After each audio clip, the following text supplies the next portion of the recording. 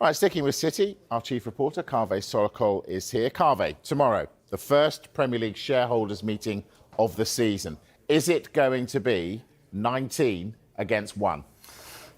Good question. No, I don't think it is, because I know Pep Guardiola came out recently and said that he felt that all the other clubs in the Premier League were ganging up on Manchester City, and they all wanted to see City being punished in this case of the 115 or 130 charges. But I think it's much more nuanced than that. You know, Manchester City do have their allies in the Premier League when it comes to big votes. There are other clubs who vote alongside Manchester City when it comes to the big issues. So I know it would make a good headline to say it's Manchester City against the rest of the world. They've got their backs up against the wall. I don't think that is the case.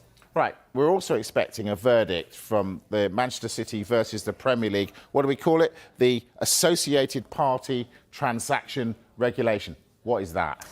I know it sounds complicated. I think if you want me to describe it in the most simple terms, basically it's all to do with commercial and sponsorship deals that clubs do with companies who are connected to their owners. And in February, these rules were tightened. And basically what it means is if you're a club and you want to do a deal with an associated party, you have to take the deal to a panel set up by the Premier League. And that panel will judge whether that deal is fair market value. So they want to make sure that the deals being done with companies connected to your owners are fair. So it's not a way of owners putting more money into the club than they're allowed to. Now, Manchester City, within their rights, they feel that these new rules are unlawful.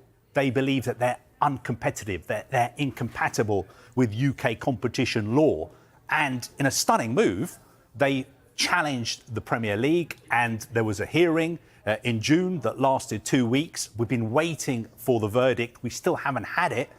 We think we're going to get it this week. Maybe we could get it today because Manchester City weren't playing today. Today would have been a good day to release it, perhaps, but we haven't had it so far. But that is what it is in a nutshell.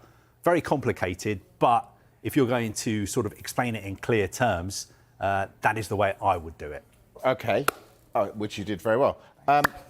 Is the verdict of that, though, going to have any bearing on the hearing for the 115 charges, the alleged 115 charges? OK, the alleged 115 or 130 charges, I think we should call that the Premier League versus Manchester City. That is the big case going on at the moment. The hearing started, 10 days ago in central London. It's going to last, I think, till December. Now, this associated party transactions case, we should call that Manchester City versus the Premier League. They are two totally separate cases. But I think if Manchester City were to win, then it would be very, very significant. Because if they were to win their case, they would basically be proving that one of the Premier League's financial rules is unlawful. So I think that would damage the credibility of the Premier League. It would also undermine the Premier League and their financial rules. So I think potentially it could have a knock-on effect on the bigger case, the Premier League versus Manchester City. It would have a knock-on effect on the way people would look at it, because people would look at it and say, look, these Premier League financial rules, they've already been challenged by Leicester City. Leicester City won their case. They've been challenged by Manchester City. Manchester City won their case as well.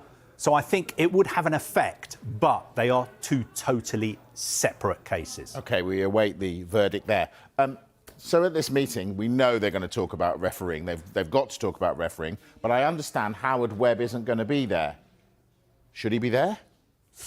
No, is a simple answer to your question. Howard Webb doesn't attend every Premier League shareholders meeting. I think I was at one in June where he attended to give a presentation to the Premier League clubs, owners and executives. I think the position is when he's invited to attend, he accepts that invitation and he goes to the meetings and he answers any questions that people may have. He's not invited to the meeting tomorrow. Now, as as always, referees, VAR, PGMOL are in the spotlight. Everyone is talking about them. So I'm sure there'll be a discussion tomorrow about referees. I think it will be led by the Premier League's head of football, Tony Scholes. But Howard Webb will not be there. They'll be talking about incidents like this, for instance. The Mateta goal, very, very controversial. Leicester feel that it should have been ruled out for offside. We had another situation, this one you can see, where this Bournemouth goal, was that handball or not? I think PGMOL have admitted that they made a mistake in that case. And we also had the really famous incident with Declan Rice, who was controversially sent off for kicking the ball away. I mean, did he really kick the ball away? I'm not sure. But I think overall, PGMOL's position is very, very early in the season. And I think... Red card decision, new punishment, Erling Haaland Man City ban verdict after Arsenal outburst. It just Erling Haaland's world and we're all just living in it? After Arsenal's dramatic 2-2 draw with Manchester City, it could certainly look like that. https www.football.london Arsenal Fnusky Havertz moment mancity 2998753 Haaland looked like he would once more run through Arsenal, as he did in the 2-0-2-2-2-3 late season title battle. But resilience showed for Mikel Arteta as a brilliant first-half comeback had them heading into the break ahead. Leandro Trossard's red card turned the dynamic, though it took City all of 52 minutes to capitalize and find their goal, though, sparking jubilant scenes at the Etihad Stadium. For Haaland, who is no stranger to controversy and stealing the spotlight at this ground, the moment got to him. Celebrating, he picked up the ball and threw it at Gabriel Magalhaes' head. The Brazilian, who had put Arsenal a goal up earlier in the game, had his shirt covering his face in anguish after conceding and didn't offer the sort of response that might have been expected. Michael Oliver didn't see the incident, but VAR did, with the officials at Stockley Park ruling that no action was necessary. Haaland then. Manchester City FC can confirm that Rodri has suffered a ligament injury to his right knee. The injury was sustained during the first half of this weekend's 2-2 draw with Arsenal in the Premier League. The midfielder traveled to Spain to seek specialist consultation this week, following initial tests in Manchester. Assessment remains ongoing to ascertain the full extent of the injury and expected prognosis. Everyone at the club wishes him a speedy recovery, and mancity.com will bring you regular updates regarding his rehabilitation.